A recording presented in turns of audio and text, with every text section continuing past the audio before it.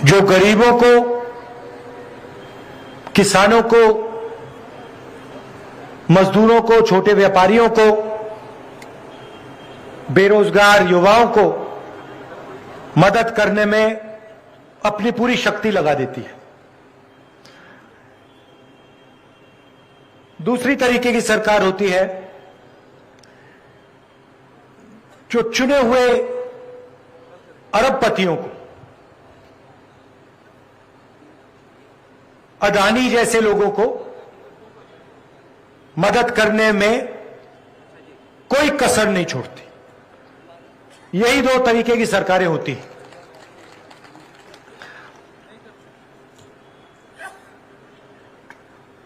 प्रधानमंत्री जी आते हैं, बड़े बड़े वायदे कर जाते हैं। हर बैंक अकाउंट में 15 लाख रुपए डालने की बात की थी। अलग अलग वायदे किए, एक वायदा उन्होंने पूरा नहीं किया। मैं यहां आपका टाइम जाया करने नहीं आया हूं। मैं आपको झूठे वायदे नहीं करना चाहता हूं। मैं जो कहता हूं वो मैं करके दिखा देता हूं, और वही हमारी कांग्रेस पार्टी की आदत है। हम आपका टाइम जाया नहीं करना चाहते हैं। जो हम करना चाहते हैं वो हम आपके सामने रख देते हैं और कर देते हैं। आपको याद होगा पिछले चुनाव में हम आए थे और हमने आपसे कहा था कि धान के लिए छत्तीसगढ़ के किसान को 2,500 रुपए प्रति क्विंटल मिलेगा। याद है आपको?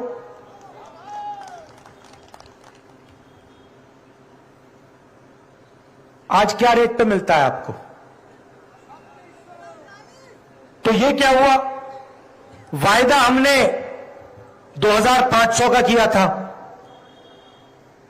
और आज 2,640 में मिल रहा है। ये क्या हुआ?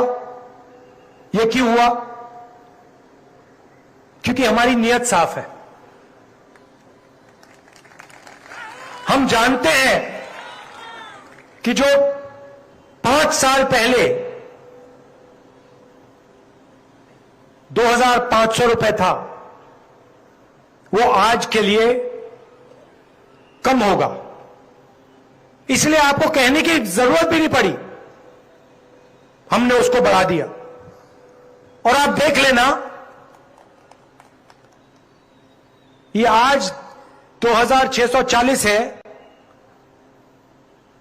ये कुछ ही समय में 3,000 हो जाएगा। आपको कहने की जरूरत नहीं पड़ेगी, क्योंकि हम जो किसान का दर्द है, जो मुश्किलें वो सहता है, उसे हम समझ जाते हैं, उसकी हम आवाज सुनते हैं, उसकी ओर हमारी नजर जाती है। इसीलिए कहने की भी जरूरत नहीं है। कुछ ही समय में आस्ते आस्ते बढ़ता बढ़ता बढ़ता बढ़ता वो 3,000 तक पहुंच जाएगा। हमने पिछली बार कर्जा माफी की बात की। बीजेपी के लोगों ने कहा नहीं किया जा सकता, क्योंकि याद रखिए वो अदानी वाली सरकार, वो कर्जा माफ सिर्फ अदानी जैसे लोगों के लिए कर सकते हैं। 14 लाख करोड़ रुपए उन्होंने 5-10 उद्योगपतियों का माफ किया है। वो किसान का कर्जा माफ नहीं कर सकते, सोचते भी नहीं है वो कि ऐसा किया जा सकता है। हमने पिछली बार कहा था किसान का कर्जा माफ हो जाएगा, और कहा कि 1-2 साल में नहीं होगा। पहली कैबिनेट मीटिंग में किसान का आदर करके,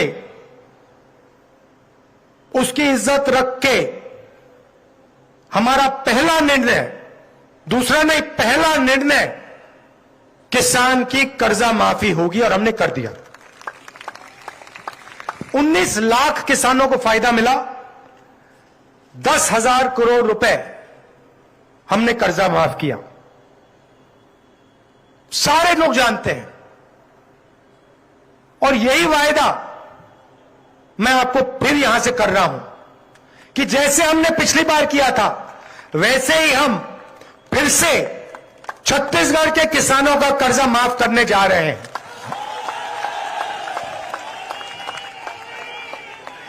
छोटा काम नहीं है, आप ये मत सोचिए, छोटा काम नहीं है। 23,000 करोड़ रुपए 26 लाख किसानों को किसान न्याय योजना में हमने दिया। जिन किसानों के पास जमीन नहीं है, 7,000 रुपए प्रति साल 5 लाख लोगों को तकरीबन 760 करोड़ रुपए हमने दिए। ये खोखले शब्द नहीं है भाई और बहनों, ये मैं आपसे दिल से कह रहा हूं। हम आपका कर्जा माफ करेंगे और हमने आपको दिखाया है। ये मैं पहली बार नहीं बोल रहा हूं, मैं दूसरी बार बोल रहा हूं, और ये करके दिखा देंगे हम। अब देखिए, बघेल जी का मैं भाषण सुन रहा था और भाषण में उन्होंने कहा कि पहले बस्तर में आपके युवाओं के फेक इनकाउंटर हुआ करते थे। मुझे भी याद है, जब भी मौका मिलता था आदिवासी युवाओं को धमकाया जाता था, डराया जाता था, फेक एनकाउंटर किया जाता था। आप मध्य प्रदेश में आपने एक वीडियो देखा होगा, एक आदिवासी युवा बैठा हुआ है और बीजेपी का नेता उसके ऊपर पेशाब कर रहा है।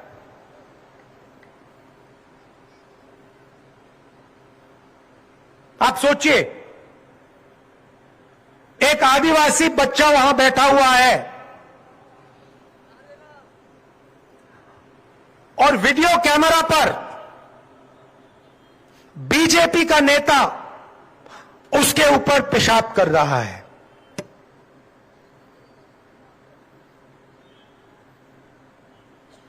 बीजेपी की यह सोच है। हम आपको आदिवासी कहते हैं, वो आपको वनवासी कहते हैं। आदिवासी शब्द में और वनवासी शब्द में बहुत फर्क है भाइयों और बहनों। आदिवासी का मतलब वो लोग जो इस जमीन के, हिंदुस्तान के पहले मालिक थे।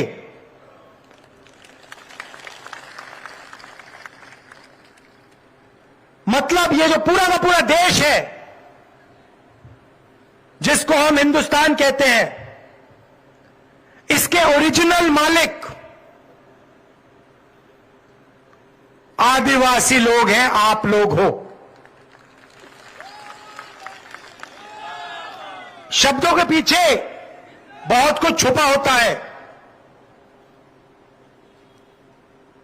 आदिवासी हम आपको इसलिए कहलाते हैं क्योंकि यह जमीन आपकी थी। इस जमीन पर, इस जंगल पर, जल पर आपका हक बनता है।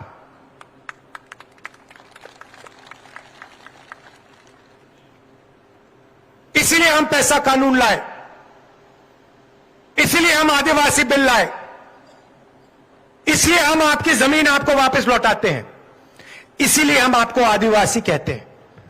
आपकी संस्कृति, आपकी हिस्ट्री, आपकी भाषा की हम रक्षा करते हैं।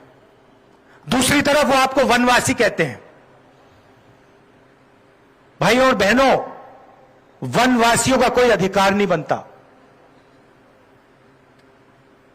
वनवासी का मतलब जो जंगल में रहते हैं, इस शब्द में कोई अधिकार नहीं है। इनका यह भी कहना है कि अगर जंगल गायब हो जाएगा, जो हो रहा है,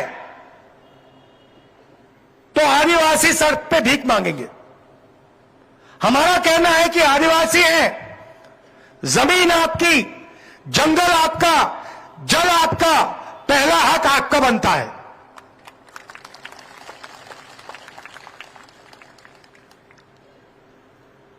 तो इन लोगों का ध्यान से रहिए। यह आपकी जमीन, आपका जल, आपका जंगल आपसे छीनकर अदानी जैसे उद्योगपतियों को देना चाहते हैं। हम आपकी जमीन, जल और जंगल की रक्षा करना चाहते हैं। यह फर्क है। आदिवासी भाइयों बहनों, मुझे बताओ, नोटबंदी से आपका फायदा हुआ? जीएसटी से आपको फायदा हुआ? नरेंद्र मोदी जो जो कानून लाए किसानों के, उससे आपको फायदा हुआ? नहीं। पैसा कानून से आपको फायदा हुआ? जमीन अधिग्रहण बिल से आपको फायदा हुआ? यह सच्चाई है। मनरेगा से आपको फायदा हुआ? भोजन के अधिकार से आपको फायदा हुआ? ये हमारे सब योजनाएं आप देख लीजिए, सारी की सारी योजना गरीबों को, कमजोर लोगों को, आदिवासियों को मदद करने की योजनाएं मिलेंगी। आप इनकी योजना देख लीजिए, किनका ये कर्जा माफ करते हैं, इनके किसान बिल देख लीजिए। सारा का सारा काम ये हिंदुस्तान के अरबपतियों के लिए, 2-3 लोगों के लिए करते हैं। यहां हमारे आदिवासी भाई आए हैं, तेंदुपत्ता के लिए आपको 4,000 रुपए मिलता है। मिलता है नहीं मिलता है? मिल रहा है ना? हमारी सरकार आएगी तो 4,000 रुपए और का आपको बोनस मिलेगा सीधा खाते में, साल के। और जो आपके जंगल में जो उगता है, जिसको फॉरेस्ट प्रोड्यूस कहते हैं, तकरीबन 70 अलग अलग तरीके की चीजें, उसमें आपको 10 रुपए एमएसपी में एक्स्ट्रा मिलेगा।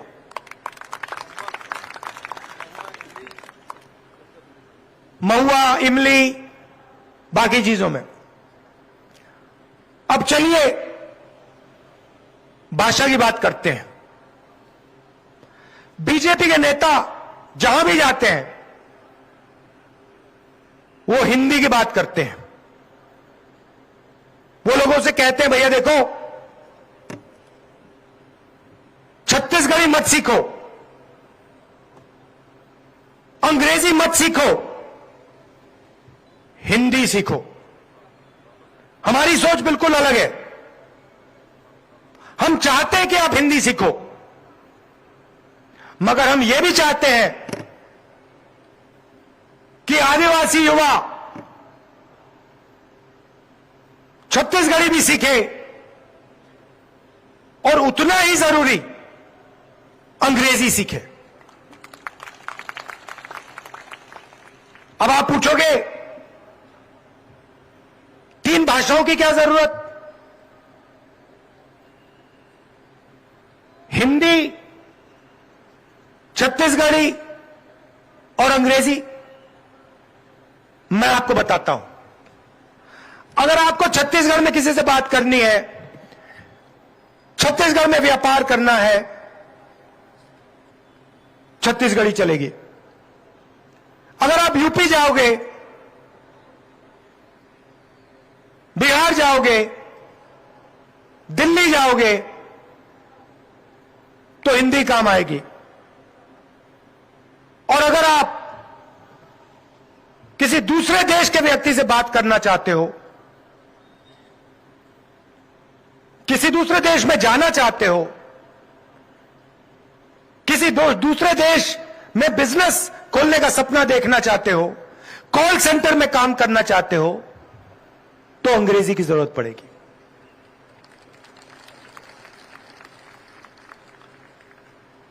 अब आप अगली बार एक काम करना, जब बीजेपी के नेता आपके पास आएंगे और आपसे कहेंगे देखिए आप छत्तीसगढ़ी मत सीखिए, अंग्रेजी मत सीखिए, हिंदी सीखिए, आप उससे एक सवाल पूछ लेना, आप सब बात समझ जाएंगे।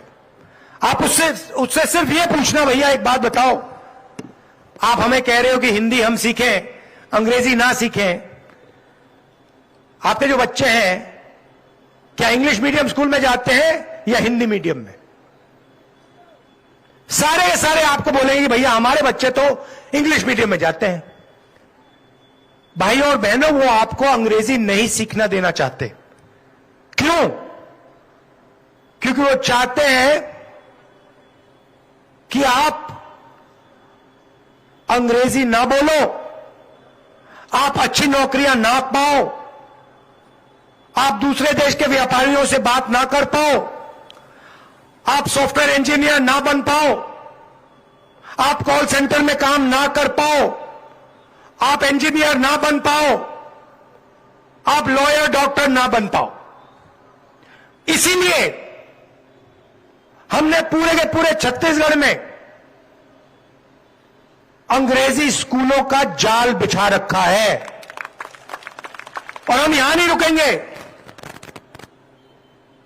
हम चाहते हैं कि छत्तीसगढ़ का हर युवा हिंदी बोले, छत्तीसगढ़ी बोले और अंग्रेजी भी बोले, और यह काम हम पूरा करके दिखा देंगे। यह हमारी सोच है। भाइयों और बहनों, Swami Atmanand English medium school जो हमने खोले हैं, वो आपके भविष्य के लिए एक चाबी है। आपके बच्चे उसमें पढ़ेंगे, अंग्रेजी सीखेंगे और पूरी दुनिया में वो लोगों से बात कर पाएंगे। ये हमारी सोच थी। आखिरी बात मैं आपसे कहना चाहता हूं, और शायद ये सबसे जरूरी बात है। जब कांग्रेस पार्टी यूपीए में सरकार में थी, तो हमने जाति जनगणना की थी। हमने यह पता लगाया था कि हिंदुस्तान में अलग अलग जात के कितने लोग हैं।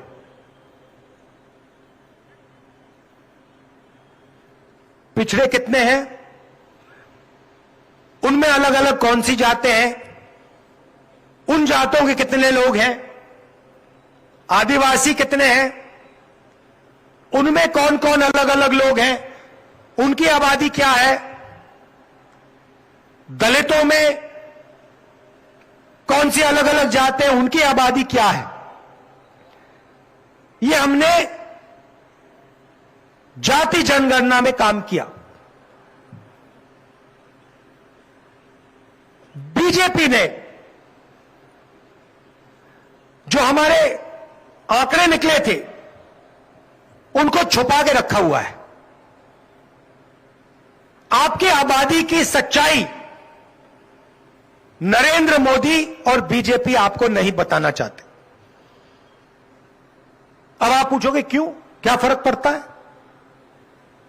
भाइयों और बहनों, बहुत बड़ा फर्क पड़ता है, और मैं आपको यह समझाना चाह रहा हूं। आज कुछ दिन पहले मैंने पार्लियामेंट हाउस में जाति जनगणना पे भाषण दिया,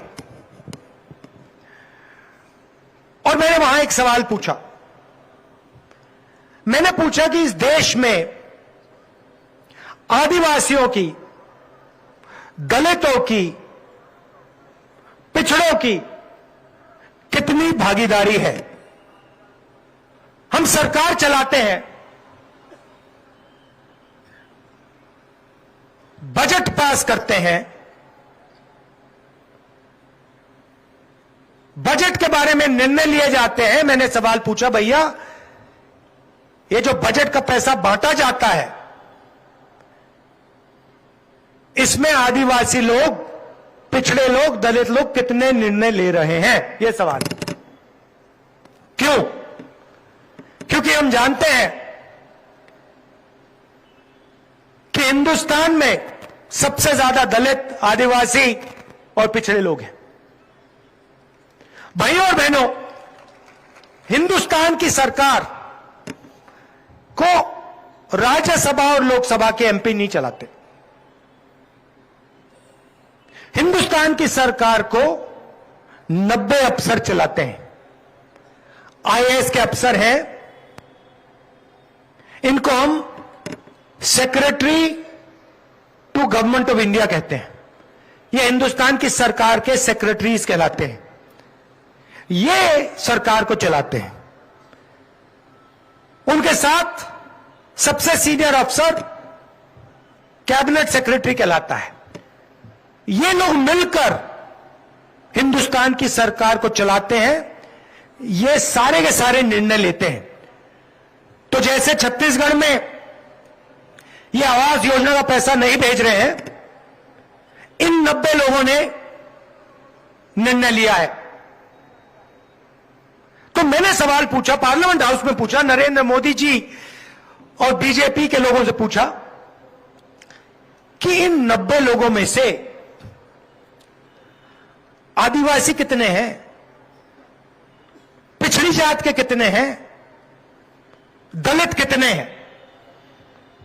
अगर ये 90 लोग हिंदुस्तान के बजट को पर निर्णय लेते हैं, तो इनमें से कितने अफसर आदिवासी हैं, कितने दलित हैं, कितने पिछड़े हैं?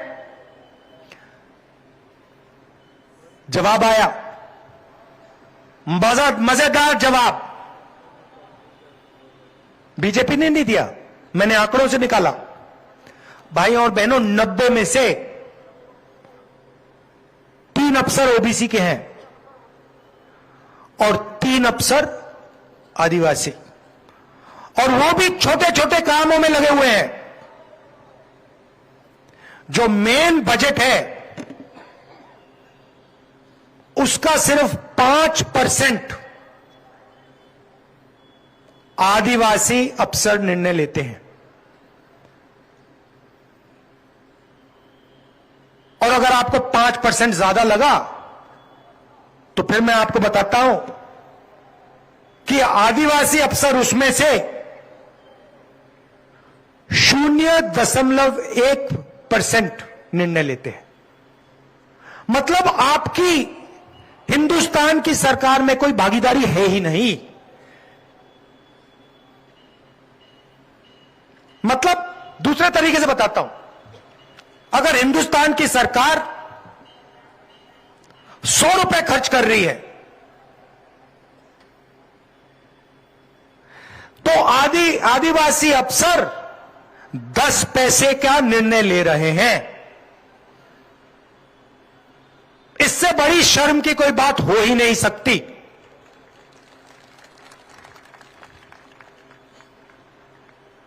देश में आपकी आबादी 0.1% नहीं है भाई और बहनों। देश में ओबीसी की आबादी 5% नहीं है भाई और बहनों। यह सच्चाई मैं ढूंढ रहा हूं कि असलियत में आदिवासी कितने हैं, असलियत में ओबीसी कितने हैं, असलियत में दलित कितने हैं। और यह सच्चाई नरेंद्र मोदी जी हिंदुस्तान के आदिवासियों से, दलितों से और पिछड़ों से छुपाने की कोशिश कर रहे हैं। इनके भाषण सुनिए, हर भाषण में मैं ओबीसी हूं। अगर आप ओबीसी हैं, अगर आप ओबीसी की सचमुच में मदद करना चाहते हैं, तो देश को बता दो देश में ओबीसी की आबादी क्या है, कितनी है। दूध का दूध, पानी का पानी हो जाएगा। एक ओबीसी युवा को पता लग जाएगा कि नरेंद्र मोदी 24 घंटे हमें धोखा दे रहा है। नरेंद्र मोदी जी हर एक ओबीसी युवा, हर एक आदिवासी युवा को समझ आ जाएगी बात कि नरेंद्र मोदी को अदानी कंट्रोल करता है। ये सच्चाई है। किसी भी भाषण में प्रधानमंत्री जी कास्ट सेंसस की बात नहीं करते। ओबीसी कितने हैं, आदिवासी कितने हैं और सरकार में उनकी कितनी भागीदारी है, इसके बारे में नरेंद्र मोदी कभी नहीं कहेंगे। आपका अपमान करेंगे, कहेंगे भैया आप वनवासी लोग हो, और कहते कहते आपसे जंगल, जमीन, जल छीनते रहते हैं। 15 साल बाद बोलेंगे भैया अब तो आधा हो गया जंगल, चलो उधर से निकलो, इधर जाओ। और अंत में हिंदुस्तान के सारे आदिवासी छोटे से जंगल में बैठे रहेंगे। आपकी जमीन पर अदानी जी जैसे लोग कब्जा कर लेंगे, आपका पानी छीन लेंगे। ऐसा भविष्य हमें नहीं चाहिए, हम होने नहीं देंगे, सवाल नहीं उठता। इसीलिए हमारे वायदों में से एक वायदा छत्तीसगढ़ में कास्ट सर्वे का वायदा है। आपको पता लग जाएगा कि छत्तीसगढ़ में कौन सी जातें हैं, कितनी हैं, पिछड़े लोग कितने हैं, अलग अलग कितनी जाति हैं और आबादी इनकी कितनी है। और उसके बाद सचमुच में पिछड़ों का, आदिवासियों का, दलितों का विकास शुरू हो जाएगा। यह मैं आपसे कहना चाह रहा था। दिल से आपका धन्यवाद। क्या? ओ, अच्छा, आखिरी बात, शायद आपके लिए जरूरी बात। मैंने अंग्रेजी की बात की और कहा कि हमने अंग्रेजी स्कूलों का एक जाल बिछा दिया है और इसको और फैला रहे हैं। मगर चुनाव के एकदम बाद हम एक और वायदा छत्तीसगढ़ की जनता के लिए पूरा करने जा रहे हैं। सरकारी स्कूलों में, कॉलेजेस में छत्तीसगढ़ की सरकार छत्तीसगढ़ की जनता को मुफ्त में शिक्षा देने जा रही है। मतलब आपको कॉलेज के लिए, स्कूल के लिए अपने जेब से पैसा नहीं देना पड़ेगा। आप अपना पैसा बाकी चीजों में खर्च कीजिए। आपको सरकारी स्कूल, सरकारी कॉलेज, सरकारी यूनिवर्सिटीज में 1 रुपया नहीं देना पड़ेगा। क्यों? क्योंकि हम चाहते हैं कि आदिवासी युवा, दलित युवा, ओबीसी युवा और उनके परिवार आसानी से शिक्षा पाएं और तेजी से प्रगति करें। नरेंद्र मोदी जी की सोच है सरकारी स्कूल, सरकारी कॉलेजेस बंद करो, सारे के सारे को प्राइवेट कर दो, अदानी जी को पकड़ा दो और फिर छत्तीसगढ़ की गरीब जनता के जेब में से शिक्षा का पैसा निकालो। यह फर्क है। इसीलिए अपना पैसा दूसरी चीजों में खर्च करो। 3,000 रुपए धान के लिए मिलेगा, 4,000 रुपए तेंदुपत्ता के लिए बोनस में मिलेगा और शिक्षा के लिए आपको 1 रुपया नहीं देना पड़ेगा। धन्यवाद। जय हिंद। राहुल गांधी जिंदाबाद, राहुल गांधी जिंदाबाद। हम सब राहुल गांधी जी के आभारी हैं कि हमें जिस प्रकार से पिछले समय ऋण माफी का आदेश दिया था